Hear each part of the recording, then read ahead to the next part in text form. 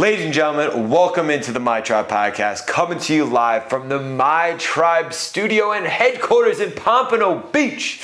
We in here. Thank you for tuning in so much. So grateful to be here. And listen, we're here to talk about some true values that are really important. And we're going to list out these values, or some could call them commandments. But at the end of all of them, there's 10 of them. It's going to be a 10 episode series. You're going to follow along. We're going to talk about them. We're going to get in some stories about them. And then at the end, we're going to put it all together so you have a better understanding of what we're looking to bring to this world in a beautiful, beautiful way. So, this episode, we're talking about, when we're talking about becoming the most optimal version of yourself. And on the path to becoming the most optimal version of yourself, we talked last week about giving one thing up. And we want to give up that one thing, and that's, see what our life is, look back, this and that. But now, as long as giving up, whether it be a substance or maybe something in our life that doesn't serve us, there needs to be a mindset shift on the road to becoming the most optimal version of ourselves. And that mindset shift that we need to always think about and consider is that you are meant for more. You are meant for more. And I remember hearing that when I used to work my old job, and I would think, well, yeah, but I'm comfortable. Yeah, but I'm making good money. Yeah. But this is all I know. So what I want to dive in here is a little bit of my personal experience of you're meant for more. I remember running a residential building in Manhattan, and I had about 360 something units, and I loved it. I would go down there. I had 2 boilers, all these different systems. I had a staff of 22 guys who were all almost double or triple my age at the time. So I was like 25 years old running this building. These guys were like 60 years old who'd been working there for 20 plus years. And I'm like, yeah, I want you to do shit this way now. And it was very fulfilling to get that ship on the right course, essentially. And from that job, I did very well. I was blessed a promotion to another building, which was more of a luxury building. And I had an amazing boss. I had an amazing staff. I had an amazing apartment. I was making very good money. And everything added up. But I sat back, and there was this feeling deep inside of me that I was meant for more. And I don't know if it was that I was, going through a breakup at the time, or RIP, man, this guy, this other colleague of mine, Declan Hennessy, he unfortunately, he passed away. And when he passed away, it really kind of opened my eyes in the sense of like, wow, well, where I'm at, I was at like, I was pretty high up, but he was he was above me. He was on Fifth Ave, I was on Park Avenue. And I'm like, wow, if I make it there and I have the wife and the kids and all of that, I'm like, then I'm kind of like locked in. I'm stuck here.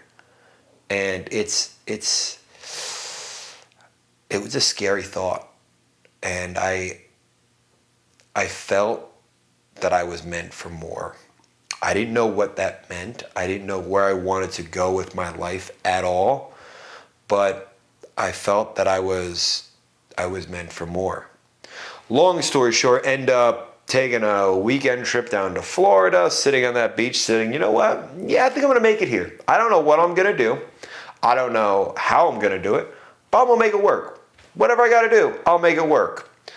I got down here, didn't really know what I wanted to do, and a mentor of mine at the time, Mr. Al Brenner, love this man, such a good man. He was helping me along the way. My dad connected me to him when I told my dad I wanted to move to Florida. He's like, listen, I don't know anybody, but I know Al lives in Florida. Maybe he can help you at some point or whatever. Maybe Al can get, whatever. So Al was helping more of in a guidance type of way in the beginning. And then I was starting to be groomed for a sales position. He owns a roofing company in South Florida. And he's like, listen, I know you're kind of all over the place. He showed me a stack of papers this thick. He's like, listen, this is what I got in terms of sales. I'm backed up in terms of sales. I want you to work for me. I want you to build relationships while you're down here because you know what to do. You know how to talk to people. You know how to do these things. And I will forever and ever and ever be grateful to Al and for the chance he took on me. This lost young man at 28 years old, had no idea where I wanted to go, what I wanted to do. But he was the avenue or the person in my life that said, listen, I want you to find yourself. And I never really had that before. It was more of like, listen, come here, I'm put my arm around your shoulder and show you the way. And I was very grateful for that because who is blessed enough to have that? But nobody ever said, listen, there's a road. Figure out what you want to do. Okay, cool. So in working with the roofing company, building a book of sales, building communications and relationships for the roofing company, I started coaching lacrosse on the side. And as I started to do that, I started to get into personal training, and personal training led into getting some personal training clients and possibly getting a job at a what it's called, at a sports facility, and made my way, and then I said, Al, listen, I'm gonna take this on, right? I'm gonna thank you. I'm so grateful, but I'm gonna dive down this road of personal training and sports training, and this is something I'm really passionate about. I'm getting certified. I'm gonna go down this road, going down that road, and it's going, but I keep telling the same story. I'm like, oh, training's amazing, but the money isn't there. Training's amazing, but the money isn't there. And what's the story that I kept seeing? Training was amazing, but the money wasn't there. So, and I think it was twofold in the sense that I was almost manifesting my reality of, the money isn't there. Like that's what was happening. That was the story I was telling. That was the story I was seeing. One, two, I went down the journey, man. It was a growing and learning time period for me that I'm so blessed to have gone down. But at the end of that road, it was push come to shove. And I'm like, all right, I'm hitting my savings. We're starting to worry, starting to have doubts. And I don't know what it was, but Al was in town. I was telling him a little bit about my doubts, and he's like, listen, if you want to come back, not as a salesman, but maybe as another position, maybe a project manager can bring you on, and we can. And to hear that, it was such a relief. I had a weight lifted because I didn't know anybody down here, and what I was doing was not working. I come from a very blessed, well-connected community in New York where if things went wrong, I had 20 phone calls. Yo, what do I do? What do I do? What do I do? What do I do? I don't have that here. I don't know anybody in the sports industry or whatever, or the world of the personal training field that I was trying to get into. And the people that I did know, they're not the ones that I was calling and asking for advice. It just wasn't it. So when I heard that he'd be willing to take me back, I was like, wow, oh my goodness, thank goodness, thank goodness, thank goodness. And I went and put my head down on the pillow that night. I said, I can't do that. I knew deep inside me that if I went back, I would have regret about not seeing this through. Not seeing it all the way through to the end, because I know I came to Florida because I was meant for more. And I knew that I was on this journey and supposed to have no doubt because I was meant for more. All of it was such a beautiful blessing and such a test because I know at that moment I needed to let Al know by Friday. Friday's the day. You gotta let me know if you're gonna take it or not take it. I'm gonna bring somebody on. Da da da da da da da da. Okay. I called a mentor of mine. I said, let me call this guy. Let me talk to him. Uncle Jack. You guys haven't seen that episode? Go check it out. He's amazing. Jack Marascio, Jack the Whack.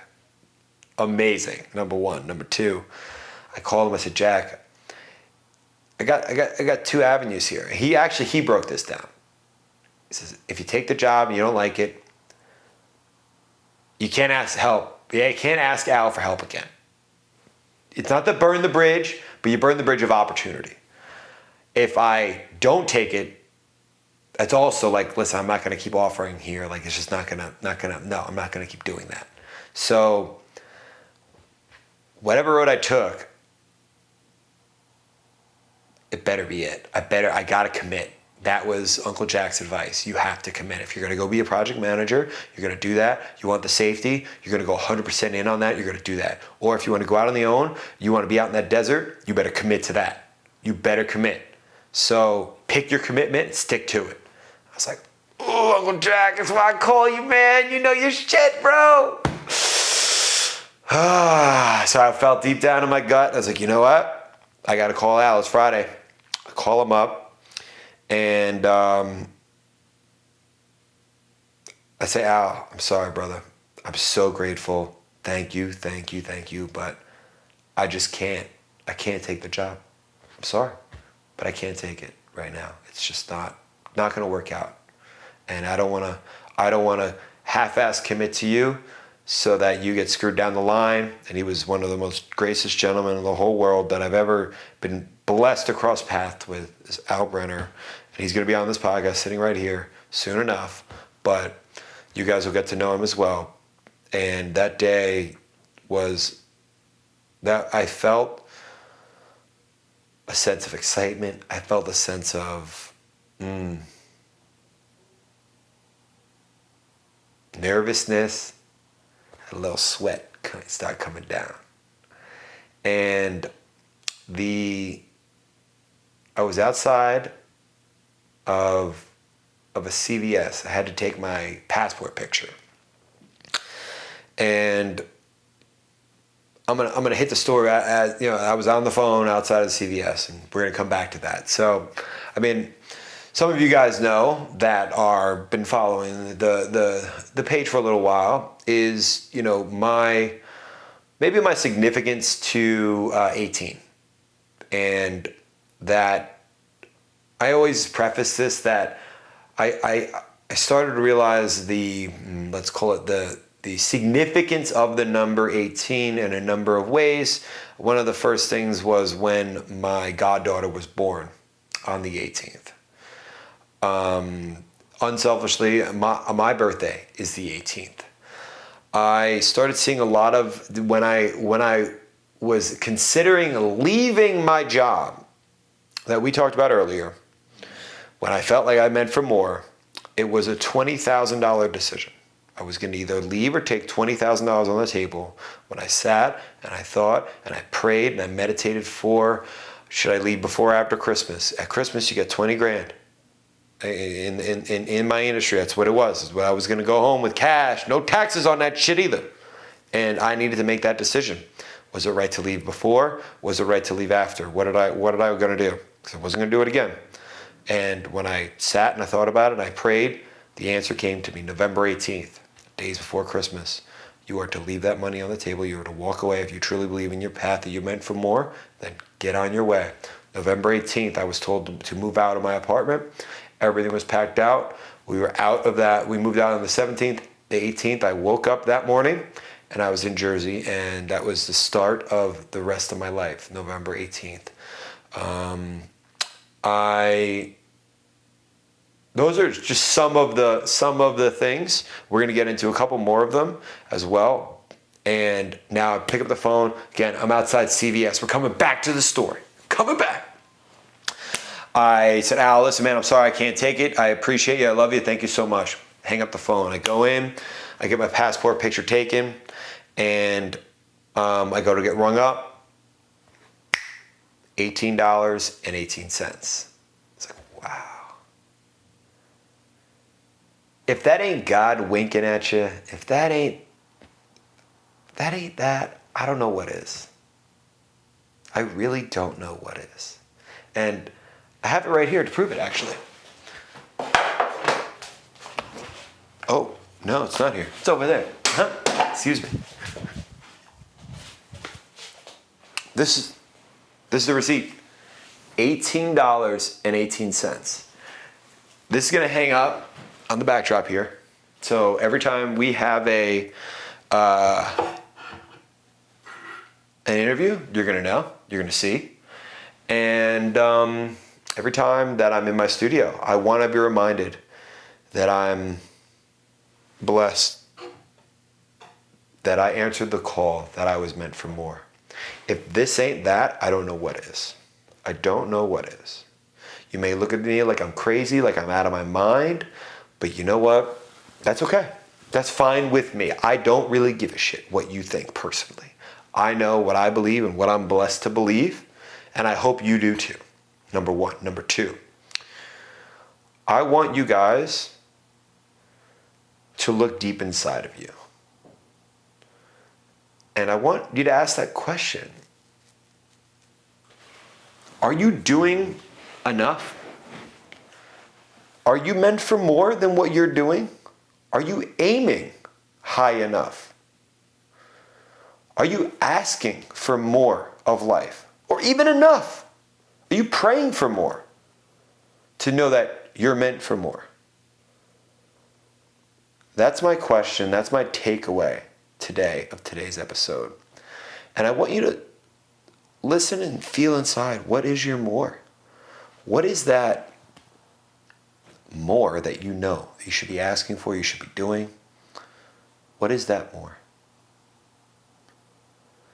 It may not come to mind right now, or it may come right to mind.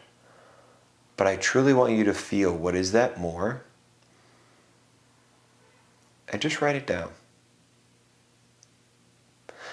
When I thought about it, when I thought long and hard about it, my more was starting this podcast. I always wanted to start a podcast where I would sit across some amazing individuals, get to know them, and have them tell their story and pick their brains. What? That right there was a dream of mine when I was running a building and listening to podcasts for self-improvement, for the optimal version of myself. That's what I believed was my more. But I never in a million years believed I'd be here in the My Tribe headquarters doing it. What is your more? That's the question I want to leave you with. Thank you so much for tuning in. One more week. It's been such a blessing, such an honor. And make sure you hit that subscribe button and send this to somebody else who is meant for more. Thank you very much.